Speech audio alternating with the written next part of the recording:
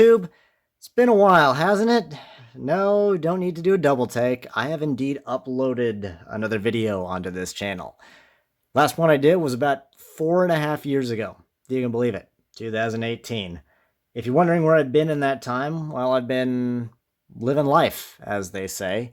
I've had a couple jobs here and there, including one that at a company you all might recognize, rhymes with Brickmania. So that was a really fun experience. I can do another video on that if you really want me to at some point. It was a fun time, but as they always say, home is where the heart is. And it was difficult being so far away from all my loved ones and, the town I grew up in and all that. So I came back. Since then, I've been working, took my old job and then I got another job and, long story. But anyhow, if you're wondering why I'm back here, well, the program that I used to use to do these videos was Windows Live Movie Maker, and they canceled that. But I bought a new laptop within the past year or so, and only now did I realize that it actually has a video editing program on it that, in playing around, is, I would say, just as good, if not better, than what I used to use. So I always did enjoy doing these videos. Might as well give this program a shot, see how it goes, get the YouTube thing back up and going. I've had a lot of people over the years ask when I'm going to create content again, or what happened to the YouTube channel, all that stuff. So, why not? Let's get back on the horse and produce some more videos for you all to enjoy. So you have seen this tank before, 5 years ago in 2017. This is my M1 Abrams main battle tank. What you're looking at here is the 2020 version. 2 years ago, I redid my Abrams, and the biggest change is that it is actually a smaller tank now. The 2017 version was 11 studs wide, not counting the 2 side skirts, but the entire hull was 11 studs wide.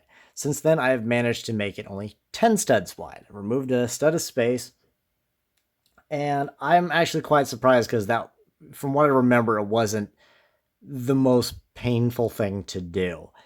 I also reduced the width of the turret to correspond with that change in overall width. And I think the tank is a lot more proportionally scaled to minifigures, at least. Not quite IRL scaling. Minifigures are a bit chunky, a bit awkward themselves. My whole goal with these tanks is to make them as small as I can, yet still fit all the features that I want them to. So it's a never-ending process, but this is where I've arrived with this tank design. And some other changes you might notice. The turret now has a subtle slope on the roof right in here. And I did that using finger hinges and some other hinges. But the reason I tried to do that to begin with was because the old tank had a flat roof. I think it was a flat roof, and then it had like a layering of tiles extra.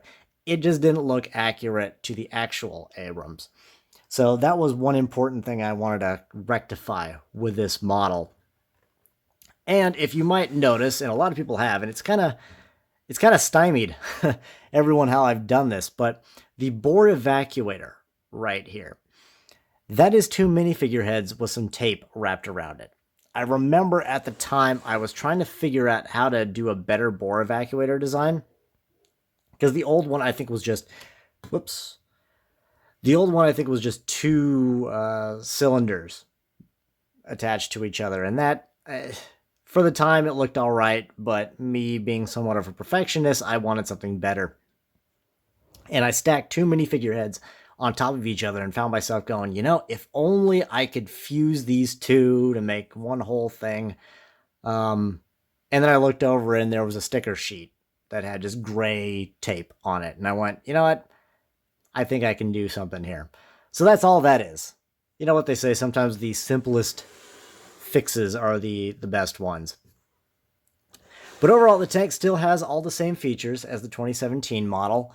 Turret spins a full 360 degrees, though it is a bit difficult, a little bit more difficult to do that now with the way the new hull is constructed.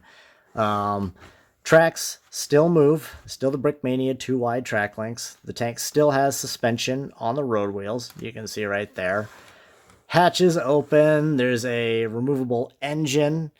A little bit difficult to get into, but those hatches opened up and there's the power pack inside there.